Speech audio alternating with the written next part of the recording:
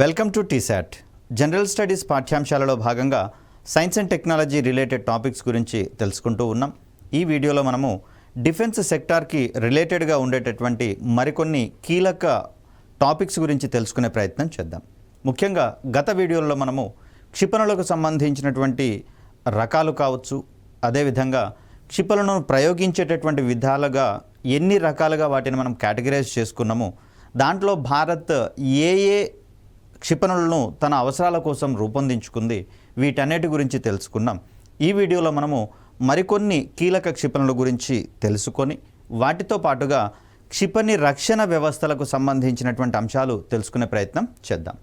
So ఇక్కడ ముఖ్యంగా ballistic missiles రంగంలో కావచ్చు, క్రూయిజ్ మిసైల్స్ రంగంలో కావచ్చు, భారత్ ప్రస్తుతము సెల్ఫ్ సఫిషియన్సీ సాధించినట్లుగా పరిగణించబడుతోంది. ఎందుకు అంటే ఈ మధ్యకాలంలో, ఇటీవల కాలంలో భారత్ ఇంపోర్ట్స్ మీద తక్కువ దృష్టి సారిస్తూ ఉండడమే కాకుండా ఈ ఎక్స్పోర్ట్స్ను కూడా గణనీయంగా పెంచుకుంటున్నటువంటి పరిస్థితులు కనిపిస్తూ ఉన్నాయి. కాబట్టి ఈ రకమైనటువంటి ధోరణిని మనం వెలిబుచ్చేటటువంటి ప్రయత్నం చేస్తూ ఉన్నాం. అదేవిధంగా దేశవ్యాప్తంగా ఉత్తరప్రదేశ్ మరియు తమిళనాడు రాష్ట్రాలలో డిఫెన్స్ కారిడార్స్ వంటి వాటిని ఏర్పాటు చేసుకొని ఇక్కడ రక్షణ సంబంధమైనటువంటి ఆయుధాలను కావచ్చు, వాటి యొక్క విడిభాగాలను కావచ్చు తయారు చేసేటటువంటి ప్రయత్నం చేస్తూ ఉంది. మరి ఆ సందర్భంలో ఈ డిఫెన్స్ కారిడార్స్ సహాయంతో భారతదేశము ఇతర దేశాలకు కూడా ఎక్స్పోర్ట్స్ చేసేటటువంటి క్రమంలో ఈ మధ్యకాలంలో పినాకా అనేటటువంటి మల్టీ బ్యారెల్ రాకెట్ లాంచింగ్ సిస్టమ్కి సంబంధించి ఫ్రాన్స్ దాన్ని కొనుగోలు చేయడానికి ఆసక్తి చూపిస్తున్నట్లుగా మనకు తెలుస్తూ ఉంది. మరి ఇవన్నీ కూడా భారత్ కాలానుగుణంగా తనకు సాంకేతికతలో వస్తున్న అభివృద్ధితో పాటు అవసరాలకు అనుగుణంగా తన యొక్క ఆయుధ సంపత్తిని అప్గ్రేడ్ చేసుకుంటూ వెళ్తూ ఉండడం వల్ల వచ్చినటువంటి ఒక అడ్వాంటేజ్గా దీన్ని మనం చూడాల్సి వస్తుంది. మరి ఆ కోణంలో గత వీడియోలో మనము బ్రహ్మోస్ మరియు నిర్భయ్ క్రూయిజ్ క్షిపణులకు సంబంధించినటువంటి అంశాలు కూడా తెలుసుకున్నాం. దీంట్లో మరికొన్ని క్షిపణులకు సంబంధించి తెలుసుకునే ప్రయత్నం చేద్దాం. సో ఇక్కడ ప్రహార్ క్షిపణి, దీన్ని మనము పృథ్వీ క్షిపణికి ప్రత్యామ్నాయంగా దీన్ని డెవలప్ చేస్తున్నామని చెప్పేసి అనుకున్నాం. పృథ్వీ క్షిపణి అనేది ప్రధానంగా ద్రవ ఇంధనాన్ని ఉపయోగించేటటువంటి మిసైల్గా కనిపిస్తూ ఉండగా, మరి ద్రవ ఇంధనంతో పనిచేసేటటువంటి మిసైళ్లలో కాస్త ఎక్కువ కాలం పాటు వాటిని కనుక నిల్వ ఉంచినట్లయితే, అంటే క్షిపణులను వాడకుండా కనుక ఉంచినట్లయితే వాటిలో ఉన్నటువంటి ద్రవ ఇంధనాలు ఆ లోహపు కంటైనర్స్ని అవి తినివేస్తాయని చెప్పేసి అనుకున్నాం. ఈ ప్రక్రియని కొరోజన్ అనే ప్రక్రియగా మనం చెప్పుకున్నాం. మరి కొరోజన్ వల్ల లీకేజీలు ఏర్పడడం అనేది సర్వసాధారణంగా జరిగేటటువంటి దృగ్విషయం. మరి అలాంటి సందర్భంలో మిసైల్స్ని ప్రయోగించిన సందర్భంగా అవి అక్యురేట్గా ఖచ్చితత్వంతో లక్ష్యాలను కనుక ఛేదించాలి అంటే వాటిని తిరిగి ద్రవ ఇంధనాన్ని కొంత భర్తీ చేయాల్సి వస్తుంది, నింపాల్సి వస్తుంది. మరి ఇలాంటి ఇబ్బందులు కొన్ని ఉన్నటువంటి పరిస్థితులలో ద్రవ ఇంధనంతో పనిచేసేటటువంటి పృథ్వీ మిసైల్ అన్నిటికీ ప్రత్యామ్నాయంగా ప్రహార్ లాంటి మిసైళ్లను డెవలప్ చేస్తూ ఉన్నాం. ఇవి ఘన ఇంధనాన్ని వినియోగించుకుంటూ పనిచేసేటటువంటి ప్రయత్నం చేస్తూ ఉంటాయి. సో ప్రహార్ మిసైల్ విషయానికి వచ్చేసరికల్లా ఇవి కూడా ఉపరితలం నుంచి ఉపరితలానికి ప్రయోగించగల టాక్టికల్ బాలిస్టిక్ క్షిపణులుగా మనకి ఇక్కడ కనిపిస్తూ ఉన్నాయి. సో ఇవి కూడా ఏక అంచెలో ప్రయాణించేటటువంటి ధర్మాన్ని ప్రదర్శిస్తాయి. మొత్తంగా ఘన ఇంధనాన్ని వినియోగించుకుంటూ 150 నుంచి 200 కిలోమీటర్ల దూరంలోని లక్ష్యాలను ఛేదించేటటువంటి ప్రయత్నం చేస్తుంది. సో ఇక్కడ మనకు జాగ్రత్తగా గమనించినట్లయితే ప్రహార్ కంటే ముందున్నటువంటి మిసైళ్ళ వరకు గనక మనం గమనిస్తే ఒక మొబైల్ లాంచర్ నుంచి ఒక మిసైల్ని ప్రయోగించేటటువంటి అవకాశం ఉంది ఏకకాలంలో. మరి ఇక్కడ మనం చూస్తున్నట్లయితే ఒకటే లాంచర్ నుంచి 6 మిసైళ్లను మనము ఏకకాలంలో ప్రయోగించేటటువంటి వీలు కలుగుతుంది. సో ఇలాంటి అంశాలు మనకు ఆకాశ్లో అయితేనేమో 3 మిసైళ్ల వరకు ఏకకాలంలో ప్రయోగించగలిగేటటువంటి వీలు కలిగింది. సో ఇక్కడికి వచ్చేసరికల్లా మనకు 6 మిసైల్స్ని ఒకటే మొబైల్ ప్లాట్ఫామ్ నుంచి ఇక్కడ మనం ప్రయోగించగలిగేటటువంటి వీలు కలుగుతుంది. ఇది ప్రహార్కి ఇతర దేశాలకు కూడా ఎగుమతులు చేసేటటువంటి సందర్భంలో ఒక అడ్వాన్స్మెంట్గా మనం చెప్పుకోవచ్చు. సో ఇక్కడ మరొక క్షిపణిగా మనము రుద్రం అనేటటువంటి క్షిపణులను చెప్తాం. దీంట్లో కూడా మనకు అవసరాలకు అనుగుణంగా వేరియస్ వేరియంట్స్ని మనకు డెవలప్ చేసుకోవడం అనేది జరుగుతుంది. సో ఎగువన కనిపిస్తుంది రుద్రం 1 అనేటటువంటి మిసైల్ కాగా, రెండవది కనిపిస్తుంది మనకి ఇక్కడ రుద్రం 2 మరియు రుద్రం 2Aకి సంబంధించి.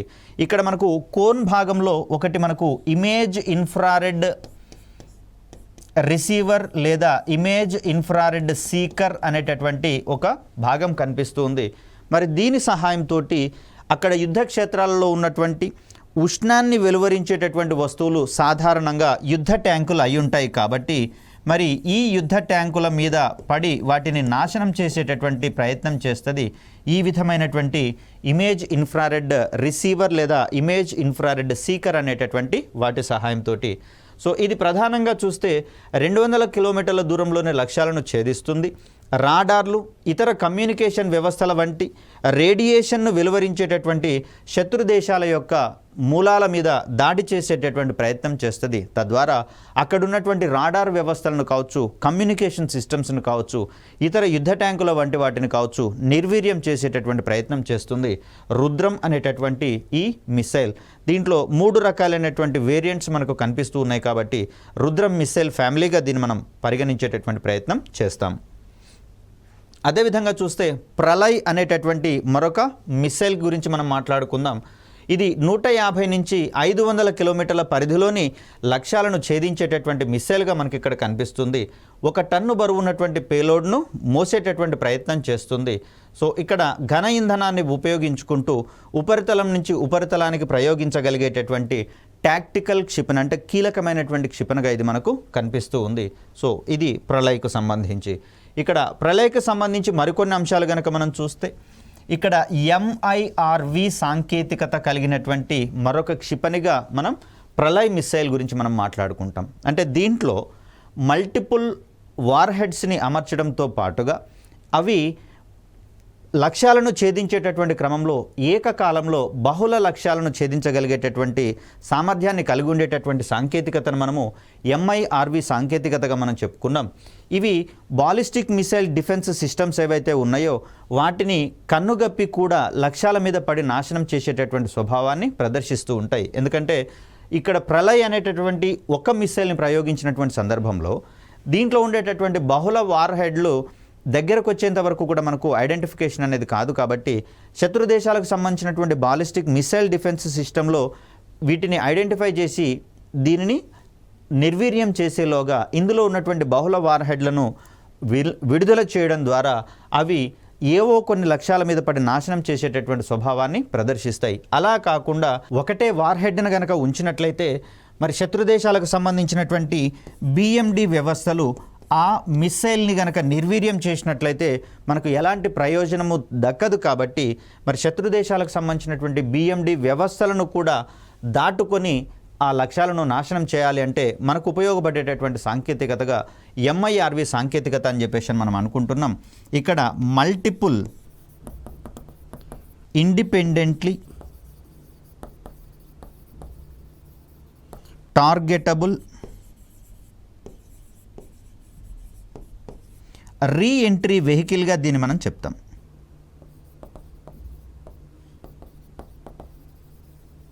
రీఎంట్రీ టెక్నాలజీ లేదా రీఎంట్రీ వెహికల్గా దీన్ని మనం చెప్తాం. సో అలా మనకు MIRV సాంకేతికత అనేది వాస్తవానికి మనము అగ్ని శ్రేణి క్షిపణులలో ఉన్నట్లుగా చెప్పుకున్నాం. అగ్ని 3 దగ్గర నుంచి మనకు ఈ MIRV సాంకేతికత అనేది కనిపిస్తూ ఉందని చెప్పేసి అనుకున్నాం. అలా MIRV సాంకేతికత కలిగినటువంటి క్షిపణుల రకానికి చెందినటువంటి మరొక క్షిపణిగా మనకు ప్రళయ్ అనేది కనిపిస్తుంది. దీనిని కూడా క్యానిస్టర్ ద్వారా ప్రయోగించేటటువంటి వీలున్నట్లుగా చెప్పుకుంటూ ఉన్నాం. మనం గతంలో గనక గమనిస్తే బ్రహ్మోస్ మిసైల్ కూడా క్యానిస్టర్ బేస్డ్ మిసైల్గా మనకు కనిపిస్తూ ఉంది. అదేవిధంగా అగ్ని 5 అనేది కూడా క్యానిస్టర్ బేస్డ్ మిసైల్గా కనిపిస్తూ ఉంది. అదేవిధంగా అగ్ని ప్రైమ్ కూడా మనకు క్యానిస్టర్ బేస్డ్ మిసైల్గా కనిపిస్తూ ఉంది. అంటే ఒక లోహపు తొడుగులో దీనిని ఉంచి ట్రాన్స్పోర్ట్ చేసేటటువంటి ప్రయత్నం చేస్తాం. అదే లోహపు తొడుగు లేదా క్యానిస్టర్ అనేటటువంటి దాని గుండా ఏకంగా మనం లాంచ్ చేసేటటువంటి వెసులుబాటు కూడా దొరుకుతుంది. కాబట్టి దీన్ని ట్రాన్స్పోర్ట్ చేసేటటువంటి వాహనం నుంచే ఎక్కడి నుంచైనా మనకు అనువైనటువంటి చోటు నుంచి దాన్ని ప్రయోగించేటటువంటి అవకాశాన్ని ఇస్తుంది క్యానిస్టర్ వంటి ఈ ఏర్పాట్లు. అదేవిధంగా చూస్తే దీన్ని ట్రాన్స్పోర్టర్, ఎరెక్టర్, లాంచర్ అనేటటువంటి దాని ద్వారా ఏకకాలంలో 6 క్షిపణుల వరకు ప్రయోగించేటటువంటి అవకాశం మనకు లభిస్తూ ఉంది. సో ఇంత క్రితం మనం చూపించినటువంటి దీన్ని మనము ట్రాన్స్పోర్టర్, ఎరెక్టర్, లాంచర్ అనేటటువంటి పేరుతోటి మనం చెప్పుకుంటూ ఉంటాం. అంటే ఏ వాహనం నుంచి అయితే ఈ క్షిపణులను ట్రాన్స్పోర్ట్ చేస్తున్నామో వాటి మీదనే వీటిని నిలువుగా నిలబెట్టి అక్కడి నుంచే మనం లాంచ్ చేసేటటువంటి అవకాశం అనేది కల్పిస్తూ ఉంది. సో దీనివల్ల ఎలాంటి ఇతర మొబైల్ ప్లాట్ఫామ్స్ యొక్క అవసరం లేకుండా నేరుగా ట్రాన్స్పోర్ట్ చేస్తున్నటువంటి వాహనం నుంచే మనము వాటిని ప్రయోగించేటటువంటి అవకాశం అనేది లభిస్తుంది. తద్వారా ఇక్కడ ట్రాన్స్పోర్ట్ చేస్తున్నటువంటి వాహనం నుంచి దింపి మొబైల్ వేదిక దగ్గరికి తీసుకొని వెళ్ళి అక్కడి నుంచి ప్రయోగించడానికి పట్టేటటువంటి ఈ సమయాభావం ఏదైతే ఉందో దాన్ని సేవ్ చేసుకునేటటువంటి క్రమంలో ఈ విధమైనటువంటి సాంకేతికతలు మనకు ఉపయోగపడేటటువంటి అవకాశం ఉంది. కాబట్టి శత్రువుల మీదకి ఇమ్మీడియట్గా సత్వరమే దాడి చేసేటటువంటి అవకాశాలను ఇలాంటి లాంచర్స్ అనేటటువంటివి మనకు అందించేటటువంటి ప్రయత్నం చేస్తాయి. ఇక నెక్స్ట్ మనం చెప్పుకోవాల్సింది Pinaka multi barrel rocket launching system. So సాంప్రదాయంగా పృథ్వీ మిస్సైళ్లను కావచ్చు, అగ్ని మిస్సైళ్లను కావచ్చు చూస్తే ఒక మిస్సైల్ని ఒక లాంచర్ ద్వారా ఏకకాలంలో ఒకటే ప్రయోగించేటటువంటి అవకాశం అనేది ఉంటుంది. కానీ దీనికి భిన్నంగా ఒకటేసారి 6 లేదా 12 వరకు మిస్సైళ్లను పేల్చగలిగేటటువంటి వ్యవస్థలను భారతదేశం డెవలప్ చేసుకుంటూ ఉంది. తద్వారా మల్టిపుల్ టార్గెట్స్ ఏకకాలంలో ఎన్ని మిస్సైళ్ళు వచ్చినా కూడా మనం వాటిని నిర్వీర్యం చేసేటటువంటి ప్రయత్నం చేయవచ్చు. సో ఇక్కడ పినాకా మిసైల్ సిస్టమ్ లేదా Pinaka multi barrel rocket launching సిస్టమ్గా దీన్ని మనం చెప్తాం. Multi barrel rocket launching system.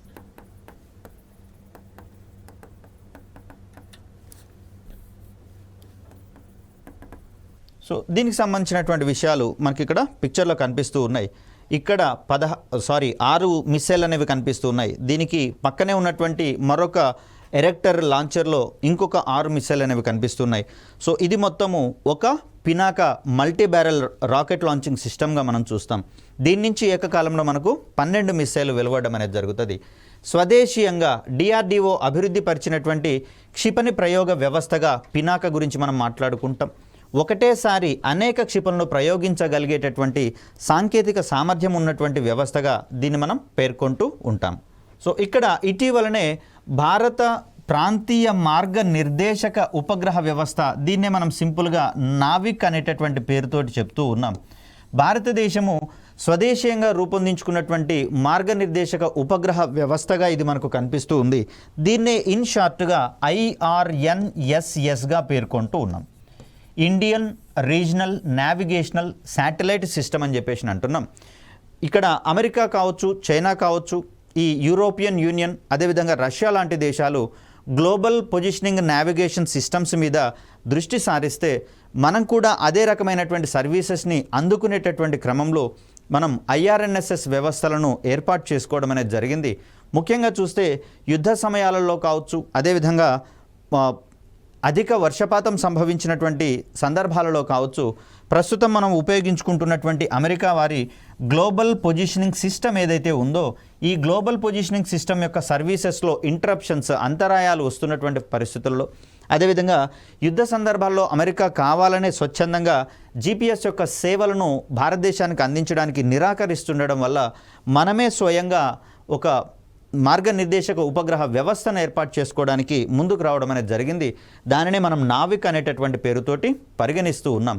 ఇక్కడ GPS లాంటి వ్యవస్థలు ఇతర దేశాలకు సర్వీసెస్ అందించేటటువంటి క్రమంలో కొంత సర్వీసెస్ని నిలుపుదల చేసేటటువంటి అవకాశం ఉంది. అంటే పూర్తి ఎక్యురసీతో కూడినటువంటి సర్వీసెస్ అందించే క్రమంలో కొంచెం డౌట్ ఉన్నటువంటి పరిస్థితులలో మరి మిసైల్స్ లాంటి వాటిని ఈ GPSతో కనుక అనుసంధానించి ప్రయోగించినటువంటి సందర్భంలో వాటి యొక్క ఎక్యురసీ అనేది పూర్తి స్థాయిలో సాధ్యమయ్యేటటువంటి అవకాశం ఉండదు. మరి అలాంటి సందర్భంలో మిసైల్స్ యొక్క అక్యురసీ పెరగాలి అంటే స్వదేశీ సాంకేతికతనే ఏకైక మార్గం అన్నటువంటి ఉద్దేశంతో కావచ్చు. అదేవిధంగా మనకు ఎట్లాగూ GPS సర్వీసెస్ని యుద్ధ సమయాలలో అమెరికా నిలుపుదల చేస్తూ ఉండడం, అధిక వర్షపాతం సంభవించినటువంటి సందర్భాలలో దీని యొక్క సర్వీసెస్ మనకు అందనటువంటి పరిస్థితులలో మనమే దీన్ని రూపొందించుకున్నాం. మరి ఈ ఉపగ్రహ సర్వీసెస్ని పినాకా లాంటి ఈ రాకెట్ లాంచింగ్ సిస్టమ్స్కి గనక మనం అనుసంధానం చేసినట్లయితే దాని ద్వారా ప్రయోగించేటటువంటి మిస్సైల్స్ యొక్క అక్యురసీ పెరిగేటందుకు అధిక అవకాశం అనేది ఏర్పడుతుంది.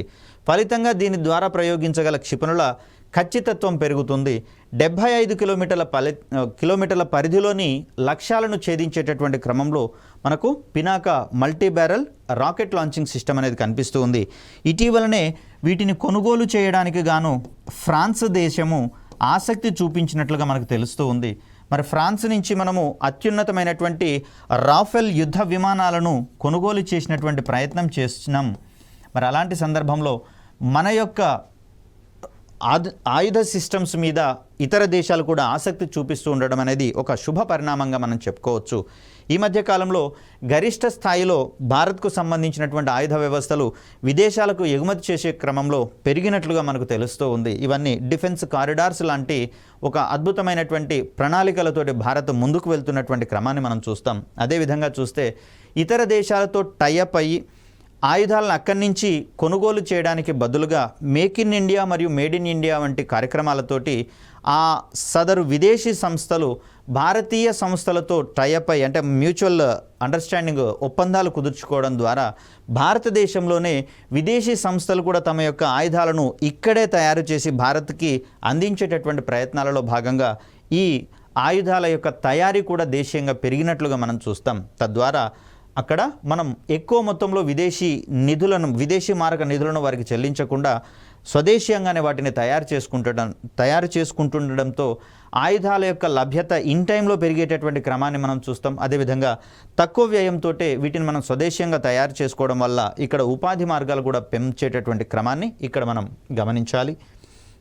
సో ఇక్కడ మరొక ముఖ్యమైనటువంటి కీలకమైన కార్యక్రమంగా మిషన్ శక్తి అనేది మనకు కనిపిస్తూ ఉంది. ముఖ్యంగా చూస్తే భారతదేశము ఇక్కడ అంతరిక్ష రంగంలో కూడా దౌత్యపరమైనటువంటి సర్వీసెస్ అందించేటటువంటి క్రమంలో మనము దక్షిణాసియా ఉపగ్రహాన్ని ప్రయోగించుకోవడం అనేది జరిగింది. సో సౌత్ ఏషియా శాటిలైట్గా దీన్ని మనం చెప్తాము.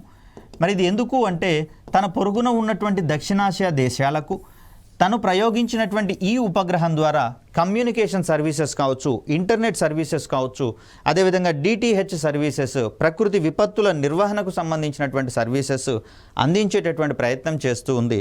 పొరుగున ఉన్నటువంటి నేపాల్ కావచ్చు, బంగ్లాదేశ్ కావచ్చు, శ్రీలంక, మారిషస్ ఇలా ఈ రకాలైనటువంటి దేశాలకు అంతరిక్ష రంగం యొక్క తోడ్పాటుతోటి కూడా తను స్నేహహస్తాన్ని చాటుతుండడం అనేది గమనార్హం. అయితే శత్రు దేశాలు ప్రస్తుతము అంతరిక్ష రంగంలో కూడా ఉండేటటువంటి ఉపగ్రహాల సహాయంతో స్పై యాక్టివిటీస్ కావచ్చు, ఇతర నిఘా కార్యక్రమాలు గనక చేపట్టేటటువంటి అవకాశాలు ఉన్న దరిమిల మరి గగనతలాన్ని అదేవిధంగా అంతరిక్ష రంగాన్ని కూడా శత్రు దుర్భేద్యంగా మార్చేటటువంటి క్రమంలో మనం చేపట్టినటువంటి ప్రోగ్రాంగా మిషన్ శక్తి అనేది కనిపిస్తుంది. దీన్నే మరో రకంగా యాంటీ శాటిలైట్ వెపన్గా కూడా మనం పరిగణించే ప్రయత్నం చేస్తాం. ఇక్కడ యాంటీ శాటిలైట్ వెపన్గా పరిగణించేటటువంటి క్రమంలో అంతరిక్షంలో ఆయా ఉపగ్రహాల యొక్క పరిభ్రమణ వేగాన్ని గమనించుకుంటూ వాటిని మనం నిర్వీర్యం చేయాల్సి వస్తుంది. మరి ఈ సందర్భంలో ఈ పరిభ్రమణ వేగాన్ని సరిగా అంచనా వేసి వాటిని నిర్వీర్యం చేసినా కూడా దానిని పేల్చినటువంటి సందర్భంలో దాని యొక్క విడిభాగాలు దాని పొరుగునున్నటువంటి ఇతర ఉపగ్రహ వ్యవస్థలకు ఎలాంటి ఇబ్బందులు కలగకుండా చూసుకోవాల్సి వస్తుంది. అదేవిధంగా ఎక్కువ మొత్తంలో స్పేస్ డెబ్రీస్ అంటాం మనము. అంతరిక్ష వ్యర్థాలు అనేటటువంటి పదాన్ని స్పేస్ డెబ్రీస్గా మనం చూస్తూ ఉంటాం. మరి ఈ స్పేస్ డెబ్రీస్ కూడా ఎక్కువ మొత్తంలో విడుదల కాకుండా ఆయా ఉపగ్రహాలను పనిచేయకుండా చేయాల్సి వస్తుంది. కాబట్టి ఒక సంక్లిష్టమైనటువంటి వ్యవస్థగా దీన్ని మనం చూస్తాం. దీనిని రూపొందించడంలో ఇస్రో మరియు డిఆర్డిఓ రెండూ కూడా కీలకమైనటువంటి పాత్రను పోషించడం జరిగింది. శత్రు దేశాలకు సంబంధించిన కదిలే ఉపగ్రహాలు ఏవైతే ఉన్నాయో ఈ ఉపగ్రహాలను నాశనం చేసేటటువంటి వ్యవస్థగా మనకు మిషన్ శక్తి అనేది కనిపిస్తూ ఉంది. సో ఇక్కడ మనం చూడవచ్చు, ఎక్కడో అంతరిక్షంలో ఎగువ కక్షలలో పరిభ్రమిస్తున్నటువంటి ఉపగ్రహాలను భూమి మీద ఉన్నటువంటి మిసైల్ ద్వారా దాన్ని కూల్చివేయడం అనేది ఒక క్లిష్టమైనటువంటి ప్రక్రియ. గతంలో మనకు సినిమాలలో కనిపిస్తూ ఉండేది, ఫైటింగ్ చేసేటటువంటి సన్నివేశాలలో అక్కడ ఒక సోడా బండిని తీసుకొని దాంట్లోంచి ఒక సోడా సీసాని గాలిలోకి పైకి విసిరేసి మరొక సోడా సీసాతోటి దాన్ని కొట్టడం, తద్వారా విలన్స్ని ఎదుర్కొనేటటువంటి సందర్భాన్ని మనం గమనిస్తే దీన్ని కూడా అదే విధమైనటువంటి ప్రక్రియగా మనం చూడవచ్చు. ఎందుకంటే ఆ మిస్సైల్ని లాంచ్ చేసినటువంటి సందర్భంలో అది అక్కడికి చేరేసరికల్లా ఉపగ్రహము ఆ ప్రాంతానికి రావాల్సి ఉంటుంది. లేకపోతే గనక మరొక ఉపగ్రహము దానికి బలయ్యేటటువంటి అవకాశాలు ఉంది. ఇది అంతర్జాతీయ ఒప్పందాలకు విరుద్ధంగా మారేటటువంటి ప్రమాదం కూడా ఉంది. కాబట్టి అత్యంత జాగ్రత్తతో నిర్వహించాల్సినటువంటి ప్రయోగంగా దీన్ని మనం చూడవచ్చు. సో మొదటిసారిగా మార్చి 2019లో విజయవంతంగా మిషన్ శక్తి ప్రయోగాన్ని నిర్వహించడం అనేది జరిగింది. సో ఈ ప్రయోగంలో విజయం సాధించడంతో మరి మిషన్ శక్తి లాంటి యాంటీ శాటిలైట్ వెపన్ సాంకేతికతను కలిగి ఉన్నటువంటి దేశాల జాబితాలో 4వ స్థానంలో భారత్ నిలవడం అనేది జరిగింది. దీనికంటే ముందు అంటే 2019 కంటే ముందు ఈ సాంకేతికత ఉన్నటువంటి దేశాలుగా అమెరికా, రష్యా మరియు చైనా అనేటటువంటివి కనిపిస్తూ ఉన్నాయి. సో ప్రస్తుతము మిగిలిన దేశాలు ఏం చేస్తున్నాయంటే ఇక్కడ మిసైల్స్ ద్వారా కాకుండా లేజర్ కిరణాల ద్వారా కావచ్చు, ఇతరత్ర రేడియేషన్ ప్రక్రియల ద్వారా కావచ్చు, శత్రు దేశాలకు సంబంధించినటువంటి శాటిలైట్స్ని పనిచేయకుండా నిర్వీర్యం చేసేటటువంటి ప్రయత్నం చేస్తూ ఉన్నాయి. మరి ఈ ప్రయోగంలో మనం వాడినటువంటి వెహికల్ ఏదైతే ఉందో లేదా మిస్సైల్ ఏదైతే ఉందో దీన్ని పృథ్వీ అనేటటువంటి మిస్సైల్ని మరింత డెవలప్ చేయడం ద్వారా రూపొందించడం అనేది జరిగింది. దీన్నే మనము పృథ్వీ డిఫెన్స్ వెహికల్గా మనం మార్చి ప్రయోగించడం అనేది జరిగింది. ప్రస్తుతము బాలిస్టిక్ మిసైల్ డిఫెన్స్ సిస్టమ్స్లలో మనం వాడుతున్నది పృథ్వీ ఎయిర్ డిఫెన్స్ సర్వీస్ లేదా పృథ్వీ అడ్వాన్స్డ్ డిఫెన్స్ మిసైల్గా మనం చూస్తూ ఉన్నాం. సో దీని యొక్క పరిధి కేవలము 30 కిలోమీటర్ల నుంచి 80 కిలోమీటర్ల పరిధి మాత్రమే ఉంటున్నటువంటి పరిస్థితులలో మరి ఇక్కడ మిషన్ శక్తిలో భాగంగా డెవలప్ చేసినటువంటి పీడీవీ ఏదైతే ఉందో, పృథ్వీ డిఫెన్స్ వెహికల్ ఏదైతే ఉందో, ఇది సుమారుగా 380 నుంచి 420 కిలోమీటర్ల ఎత్తులో ఉన్నటువంటి కక్షలోని ఉపగ్రహాన్ని విజయవంతంగా ఢీకొట్టడం జరిగింది. ఇక్కడ ఎక్కువ పేలుడు పదార్థాలు రాకుండా ఉండడం కోసము, అంటే ఎక్కువ ఉపగ్రహం యొక్క విడిభాగాలు ఆ పేలినటువంటి పరిస్థితులలో ఏర్పడకుండా ఉండేటందుకు కేవలము పీడీవీ తోటి ఢీకొట్టించడం ద్వారా దాన్ని తక్కువ మొత్తంలో ముక్కలుగా మార్చేటటువంటి ప్రయత్నం చేశారు. ఒకవేళ ఎక్స్ప్లోజివ్స్ కనుక వాడినట్లయితే సదరు శాటిలైట్ మొత్తం పేలిపోవడమే కాదు, ఆ ముక్కలు అంతరిక్షంలో వెదజల్లబడతాయి. కాబట్టి అవి ఇతర ఉపగ్రహాలకు ప్రమాదకరంగా పరిణమిస్తాయి. కాబట్టి దీన్ని పేల్చడం ద్వారా కాకుండా కేవలం దాన్ని తగిలి దాన్ని నిర్వీర్యం చేసేలా డిజైన్ చేసుకోవడం అనేది జరిగింది. మరి దీంట్లో భాగంగా వాళ్ళు సెలెక్ట్ చేసుకున్నటువంటి శాటిలైట్కి సంబంధించి చూస్తే మైక్రోసాట్ ఆర్ అనేటటువంటి ఒక ఉపగ్రహాన్ని ఈ ఆపరేషన్ కోసము సెలెక్ట్ చేసుకున్నట్లుగా మనకు తెలుస్తూ ఉంది. సో దీనితోటి ప్రపంచంలో యాంటీ శాటిలైట్ వెపన్ సాంకేతికత కలిగినటువంటి 4వ దేశంగా భారత్ అవతరించడం జరిగింది. సో ఇక్కడ ఉన్నటువంటి పిఏడి స్థానంలో పృథ్వీ డిఫెన్స్ వెహికల్ని కనుక మనం ఉపయోగించినట్లయితే మనకు ఇప్పటి వరకు ఉన్నటువంటి బాలిస్టిక్ మిసైల్ డిఫెన్స్ యొక్క పరిధి మరింతగా పెరిగేటందుకు అవకాశం ఉంది. కాబట్టి భారతదేశం యొక్క గగనతలాన్ని శత్రు దుర్భేద్యంగా మార్చేటటువంటి క్రమంలో మనకు పీడీవీ లాంటి సాంకేతికతలు కూడా ఉపయోగపడేటటువంటి అవకాశం అనేది చిక్కుతుంది.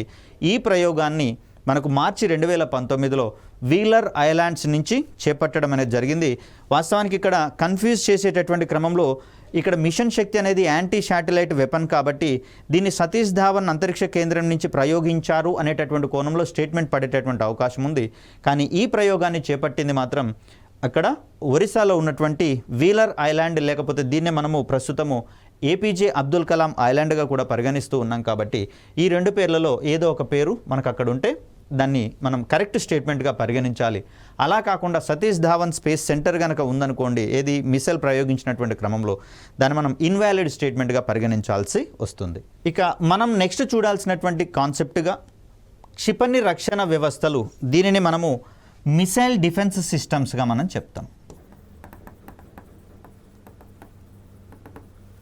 సో ఈ మిసైల్ డిఫెన్స్ సిస్టమ్ అంటే ఏంటంటే, ప్రాచీన కాలంలో ఈ రాజుల కాలం నాటి మూవీలను కనుక చూసినట్లయితే చారిత్రక కోణంలో ఉన్నటువంటి మూవీస్, ఒక శత్రు రాజులు యుద్ధం చేసుకుంటున్నటువంటి సందర్భాన్ని మనం గమనిస్తే ఒక రాజు అక్కడ ఒక బాణాన్ని వదిలిపెడితే ఆపోజిట్లో ఉన్నటువంటి రాజు మరొక బాణాన్ని దీనికి ఆపోజిట్గా వదిలిపెట్టడం జరుగుతుంది.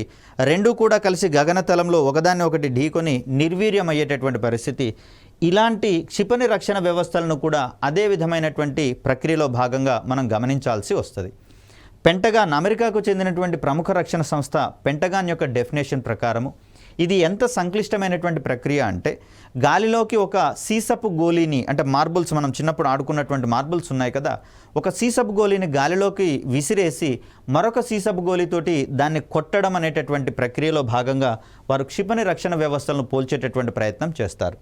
సో ఇక్కడ ఏదైనా శత్రు దేశానికి సంబంధించినటువంటి మిసైల్ మన వైపుకు ప్రయోగించినటువంటి సందర్భంలో, ఇక్కడ శత్రు దేశాలకు సంబంధించినటువంటి మిసైల్ మన మీదికి ప్రయోగించినటువంటి సందర్భంలో, లేదా ఇతర దేశాల మీదికి ప్రయోగించినటువంటి సందర్భంలో ఈ శత్రు దేశానికి సంబంధించినటువంటి మిసైల్ మన దేశంలోని లక్ష్యాల మీదికి పడడానికంటే ముందరే అది గాలిలో ఉండగానే, గగనతలంలో ఉండగానే దీన్ని సమర్థవంతంగా అడ్డుకొని నాశనం చేసేటటువంటి వ్యవస్థగా మనకు ఈ మిసైల్ డిఫెన్స్ సిస్టమ్స్ అనేవి కనిపిస్తూ ఉన్నాయి. మరి దీనికోసము అంతరిక్షంలో ఉన్నటువంటి ఉపగ్రహాల సహాయంతో ఇక్కడ మన భూభాగం మీదకి వచ్చేటటువంటి ఆయుధ వ్యవస్థలను నిరంతరం పహారా కాయడం అనేది జరుగుతుంది. అదేవిధంగా ఇక్కడ ఈ ప్రాంతంలో ఉన్నటువంటి రాడార్ వ్యవస్థల ద్వారా అనునిత్యము మన యొక్క గగనతలాన్ని పహారా కాయడం అనేది జరుగుతుంది. అదేవిధంగా సముద్రాలలో ఉన్నటువంటి ఓడలలో ఉండే రాడార్స్ ద్వారా కూడా మనము ఈ విధమైనటువంటి నిఘా కార్యక్రమాలను సమర్థవంతంగా నిర్వర్తిస్తూ ఉంటాం. ఎప్పుడైతే ఒక దేశానికి సంబంధించినటువంటి ఆయుధాలు కావచ్చు, ఇక్కడ మనము వీటి సహాయంతో అన్మ్యాన్డ్ ఏరియల్ వెహికల్స్, వీటిని కూడా మనం ఎదుర్కొనేటటువంటి ప్రయత్నం చేయవచ్చు. అదేవిధంగా డ్రోన్స్ వంటి వాటిని ఎదుర్కొనేటటువంటి ప్రయత్నం చేయవచ్చు. యుద్ధ విమానాలు కావచ్చు, మిసైల్స్ కావచ్చు, వీటన్నిటిని కూడా గగనతలంలోనే అడ్డుకునేటటువంటి ప్రయత్నం చేసే వ్యవస్థగా ఇది మనకు కనిపిస్తూ ఉంది. సో ఇలా శత్రుదేశం యొక్క మిసైల్ మన దగ్గరకు వస్తున్నటువంటి సందర్భంలో గాలిలో దీని యొక్క వేగాన్ని, అదేవిధంగా ఇది ఏ రకానికి చెందింది అంటే షార్ట్ రేంజ్ బాలిస్టిక్ మిసైల్ రకానికి చెందిందా, ఎంఆర్బిఎమా, ఐఆర్బిఎమా, ఇవన్నీ క్యాల్కులేషన్స్, వాటి యొక్క వేగాలు మొత్తాన్ని కూడా అనాలిసిస్ చేసి ఇక్కడ ఎక్కడి నుంచి అయితే ఆ మిసైల్ని అడ్డుకోవాల్సి ఉంటుందో ఆ సిస్టమ్కి సదరు డేటాని మొత్తం అందించడం జరుగుతుంది. అదేవిధంగా దీని యొక్క ప్రయాణ మార్గాన్ని కూడా అనాలిసిస్ చేసి అది ఎంత ఎత్తులో దూసుకొని వస్తుంది, దాని యొక్క వేగం ఎంత ఉంది, తదితర వివరాలన్నీ కూడా ఇక్కడ అందించినటువంటి మీదట అదే ట్రాజెక్టరీలో దానికి ఎదురుగా ఒక ఇంటర్సెప్టార్ మిసైల్ అంటాం. అంటే ఈ మిసైల్ని అడ్డుకునేటటువంటి మిసైల్ మనం ఇంటర్సెప్టార్ మిసైల్ అని చెప్పేసి అంటాం. ఈ ఇంటర్సెప్టార్ మిసైల్ అనేది ఇమీడియట్గా రిలీజ్ చేయబడుతుంది. తద్వారా ఇంటర్సెప్టార్ మిసైల్లో ఉన్నటువంటి ఎక్స్ప్లోజివ్స్ ఏవైతే ఉన్నాయో ఈ ఎక్స్ప్లోజివ్స్ అనేవి ఆ మిసైల్ని గగనతలంలోనే గుర్తించి దానికి ఎదురుగా వెళ్ళి దాన్ని ఢీకొనడం ద్వారా దాన్ని పేలిపోయేలా చేసి దాన్ని నిర్వీర్యం చేసేటటువంటి ప్రయత్నం చేస్తాయి. తద్వారా సదరు మిసైల్ మన భూభాగాల మీద ఉన్నటువంటి లక్ష్యాల మీద పడకుండా వాటిని గగనతలంలోనే అడ్డుకోవడం అనేది జరుగుతుంది. మరి ఈ సందర్భంలో భారతదేశము 2 అంచెలలో ఈ క్షిపణి రక్షణ వ్యవస్థను రూపొందించుకోవడం జరిగింది. దీన్ని మొదటి అంచెను కనుక గమనిస్తే పృథ్వీ ఎయిర్ డిఫెన్స్ లేదా పృథ్వీ అడ్వాన్స్డ్ డిఫెన్స్గా మనం చెప్తాం.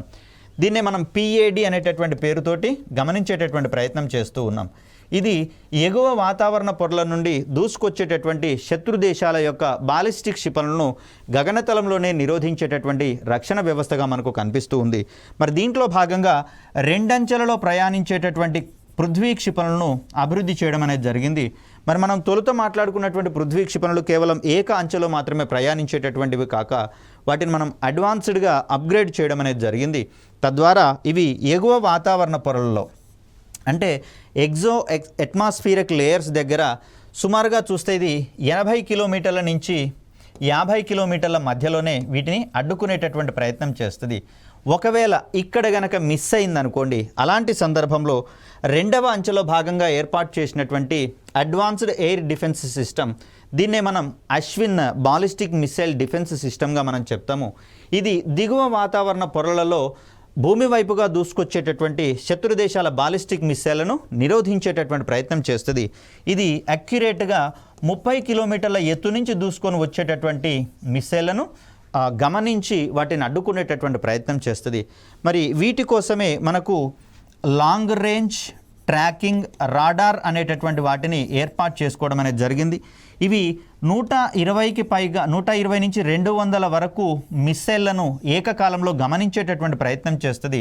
అదేవిధంగా 200 కిలోమీటర్ల దూరంలోనే వీటిని గమనించేటటువంటి ప్రయత్నం చేస్తాయి. తద్వారా భూమి మీదకి దూసుకొచ్చేటటువంటి ఎస్ఆర్బిఎంలను కానివ్వండి, మీడియం రేంజ్ బాలిస్టిక్ మిసైళ్లను కానివ్వండి, అదేవిధంగా ఐఆర్బిఎం మరియు ICBM inter continental ballistic missiles ఏవైనా సరే వీటిని గగనతలంలో 200 కిలోమీటర్ల కంటే ముందుగానే వాటిని గుర్తించి వాటి యొక్క ప్రయాణ పథాన్ని అంచనా వేస్తూ ఒకటేమో 80 కిలోమీటర్ల ఎత్తులో ప్రద్యుమ్న లేదా పృథ్వీ ఎయిర్ డిఫెన్స్ సిస్టమ్ అనేది అక్కడ మనల్ని అడ్డుకునేటటువంటి ప్రయత్నం చేస్తుంది క్షిపణుల్ని.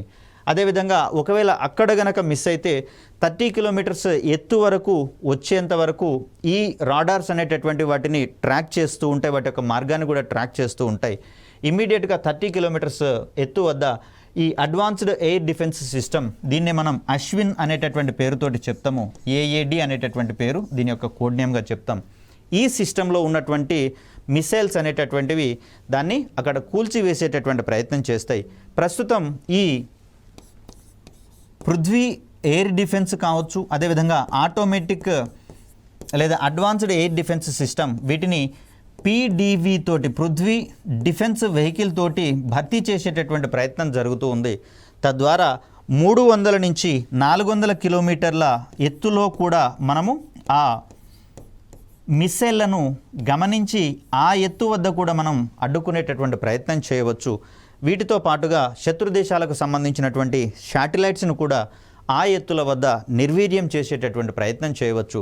ఇవన్నీ కూడా ఇతర శత్రు దేశాలకు కావచ్చు, మనల్ని తక్కువ చూపు చూసేటటువంటి దేశాలకు కావచ్చు ఒక హెచ్చరికను పంపేటటువంటి వ్యవస్థలే కానీ పూర్తి స్థాయిలో మనం యుద్ధానికి సన్నద్ధంగా ఉన్నామనో లేదా మనము ఎప్పుడు కూడా అటాకింగ్ నేచర్తో ఉంటామనో కాదు, శాంతి సామరస్యాలను వల్లెవేస్తూనే అవసరమైనటువంటి సందర్భంలో తీవ్రమైన ఉద్రిక్తతలు గనక ఎదురైనటువంటి పరిస్థితులలో మనము ఈ ఆయుధాల సహాయంతో శత్రు దేశాల యొక్క దాడులను సమర్థవంతంగా తిప్పికొట్టగలిగేటటువంటి సాంకేతిక సామర్థ్యము మన వద్ద ఉందని చెప్పేసి చాటి చెప్పే కోణంలోనే వీటిని చూడాల్సి వస్తుంది. అలా వీటికి సంబంధించి మనకు వెరీ కరెంట్ ఇష్యూస్లో భాగంగా కరెంట్ అఫైర్స్తో కూడా వీటిని లింక్ చేసుకోవాల్సినటువంటి అవసరం ఉంది.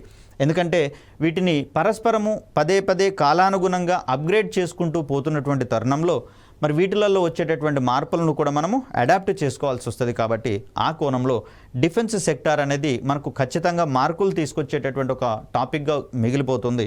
దీనితో పాటుగా స్పేస్ సెక్టార్ని కూడా కాస్త లింక్ చేసుకొని చదువుకున్నట్లయితే కాన్సెప్ట్స్ అన్నీ కూడా మనకి ఇక్కడ ఈజీగా అర్థమైపోవడమే కాకుండా వీటికి సంబంధించినటువంటి టెక్నికల్ టెర్మినాలజీ మీద కూడా మనం ఒక అవగాహనకు వచ్చేటటువంటి అవకాశం ఉంది, ఒక పర్ఫెక్షన్కి వచ్చేటటువంటి అవకాశం ఉంది. కాబట్టి ఆ కోణంలో అభ్యర్థులు వీటిని అర్థం చేసుకొని కాన్సెప్ట్ని అక్కడ ఆన్సర్స్ని ఐడెంటిఫై చేసే క్రమంలో ఉపయోగించుకోవాల్సి వస్తుంది. మరొక వీడియోతో మీ ముందుకు వచ్చే ప్రయత్నం చేస్తాను. అప్పటి వరకు సెలవు. ధన్యవాదాలు.